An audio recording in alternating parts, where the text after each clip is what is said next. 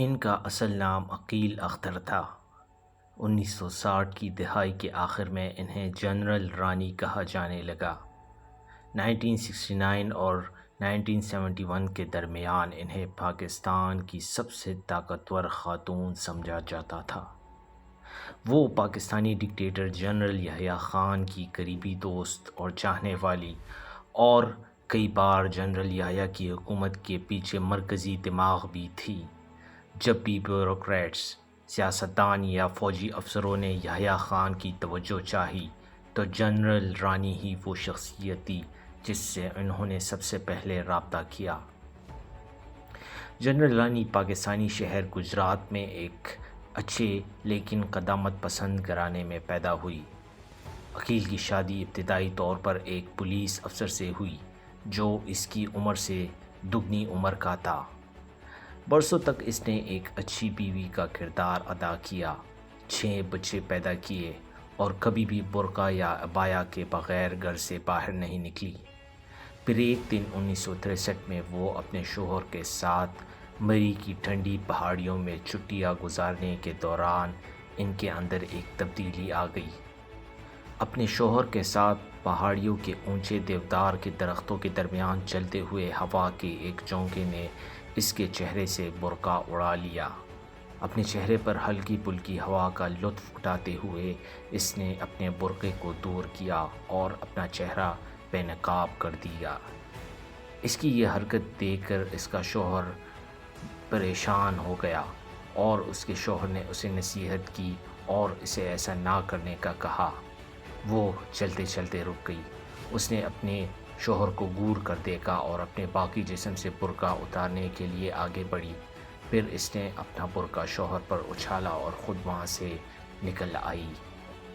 وہ اپنے 6 بچوں کو بھی اپنے ساتھ لے گئی، لیکن جب اس کے والدین نے اصرار کیا کہ وہ اس کی مدد صرف اس صورت میں کریں گے جب وہ اپنے شوہر کے ساتھ واپس آ جائے۔ اپنے والدین کے اس جواب کے بعد اب اس کا ذہن بن چکا تھا۔ اکیلے 6 بچوں کے ساتھ اور بغیر نوکریوں کے عقیل نے طاقتور امیر آدمیوں کے قریب جانے کی کوششیں شروع کر دی۔ اس نے اس دوران کراچی کے نائٹ کلبز اور لاہور اور کراچی کے ایسے دوسرے کلبوں کا دورہ کرنا شروع کر دیا جہاں سیاسی، فوجی اور کاروباری اشرافیہ اکثر آتے جاتے رہتے تھے۔ اپنی بیویوں سے بیزار مردوں کو ڈھونڈ کر اس نے ان کے لیے ڈانس پارٹیوں کا اہتمام کرنا شروع کیا۔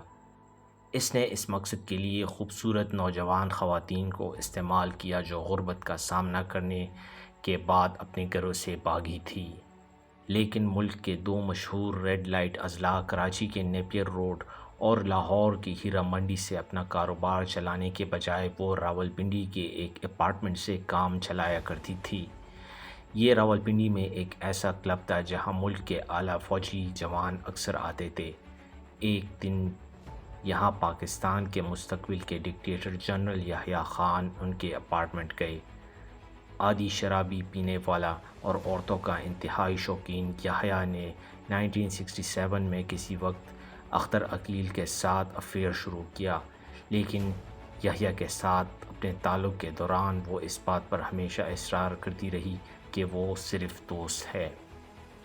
جب 1968 اور 1979 کے درمیان ایک تحریک نے جنرل ایوب خان کو استعفیٰ دینے پر مجبور کیا تو انہوں نے یحییٰ خان کو ملک کا نیا مارشل لاء ایڈمنسٹریٹر مقرر کیا۔ یہی وہ وقت تھا جب میڈیا میں انجم عقیل کو جنرل رانی کہا جانے لگا۔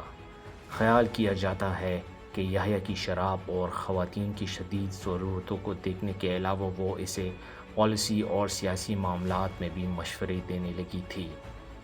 ان دنوں ان سے ملنے والوں نے انہیں سیاست کے میدان میں یحییٰ سے کہیں زیادہ باخبر اور ہوشیار بتایا۔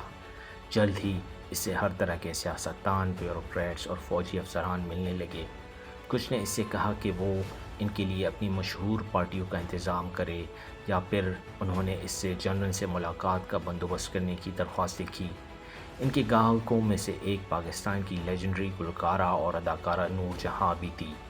محکمہ انکم ٹیکس کی جانب سے نور جہاں پر ہزاروں روپے مالیت کا انکم ٹیکس چھپانے کا الزام عائد کرنے کے بعد اس نے جنرل رانی سے رابطہ قائم کیا تھا۔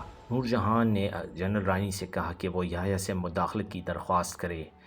جنرل رانی نے وہی کیا جو اس نے کہا۔ جنرل نے انکم ٹیکس حکام کو شٹ اپ کال دے دی اور پھر نور جہاں کے ساتھ بھی افیئر شروع کر دیا۔ وہ عورت جس نے اپنے شوہر کے قدامت پسندانہ اور توہین آمیز رویے کے خلاف بغاوت کی تھی، اور پھر اس کے پاس 6 بچوں سے زیادہ کچھ نہیں بچا تھا اور نہ ہی کوئی مستقل ذریعہ آمدنی تھی، وہ یحییٰ خان کی مختصر امریت کے دوران ایک طاقتور، بااثر اور امیر خاتون بن گئی۔ لیکن یہ خوش قسمتی 1972 کے اوائل تک ہی جاری رہی۔ دسمبر 1971 میں ہندوستان کے خلاف ایک تباہ کن جنگ میں پاکستان کی قیادت کرنے کے بعد یحییٰ خان کو اس وقت اس کے عہدے سے رسوا کیا گیا جب فوجی اور سیاسی جماعتوں نے انہیں اقتدار چھوڑنے کا کہا۔ یحییٰ خان کا انتقال 1980 میں بہت ہی تنہائی میں ہو گیا۔ ذوالفقار علی بھٹو کی پیپلز پارٹی نے، جس نے 1970 کے انتخابات میں مغربی پاکستان میں اکثریتی نشستیں حاصل کی تھی، نے فوج سے اقتدار حاصل کر لیا۔ بھٹو نے فوراً فوجی جوانوں، بیوروکریٹس اور سیاستدانوں کو گرفتار کرنا شروع کر دیا جنہوں نے ایوب اور یحییٰ کی امریت کا ساتھ دیا تھا۔ اگرچہ یہ خیال کیا جاتا ہے کہ بھٹو کے عاقل کے ساتھ اچھے تعلقات تھے، لیکن اس نے پولیس سے کہا کہ وہ اس کو بھی نظر بند کر دے۔ بھٹو کے دور حکومت میں ان کا زیادہ تر وقت نظر بندی اور جیل میں گزرا۔ اس کے مقدمات زیادہ تر مشہور وکیل احسن ظفر عدالتوں میں لڑا کرتے تھے۔ انہیں بالآخر نظر بندی سے رہا کیا گیا جب جولائی 1977 میں جنرل ضیاء الحق نے ایک فوجی بغاوت کے ذریعے بھٹو حکومت کا تختہ الٹ دیا، لیکن اس وقت تک وہ اپنی دولت، جائیداد اور حسن کھو چکی تھی اور دوبارہ غربت کی زندگی میں جا چکی تھی۔ 1980 کی اوائل میں اس نے انہیں مشورہ دیا کہ وہ ایک نئے قسم کے کاروبار میں شامل ہو جائے جو ضیاء کے دور میں پروان چڑھنے لگا تھا، یعنی منشیات اور انسانی اسمگلنگ۔ اگرچہ یہ معلوم نہیں ہے کہ وہ اس میں کس حد تک ملوث تھی۔ یہ خیال کیا جاتا ہے کہ ضیاء کے کچھ اعلیٰ فوجی افسروں کے ساتھ جھگڑے کے بعد اس پر منشیات کی اسمگلنگ کا الزام لگایا گیا اور جیل بھیج دیا گیا۔ انہیں چند دوستوں نے ضمانت پر رہا کر دیا اور 1988 میں ضیاء امریت کے خاتمے پر ان کے خلاف مقدمات ختم کر دیے گئے۔ اس وقت تک اگرچہ اس کے تمام بچے خود مختار ہو چکے تھے، لیکن یہ ابھی تک اکیلے رہ رہی تھی اور اس کے بچوں نے اسے میڈیا یا خاندان سے تعلق رکھنے والے کسی بھی فرد سے بات کرنے کی اجازت نہیں تھی۔ کئی سال بعد مئی 2002 میں پاکستانی میڈیا نے اطلاع دی کہ اختر رانی کو چھاتی کا کینسر تھا جو اس کے جگر اور گردے تک پھیل چکا تھا۔ وہ 1 جولائی 2002 کے لاہور میں شیخ زاید ہسپتال میں 5 سال کینسر سے لڑنے کے بعد انتقال کر گئی۔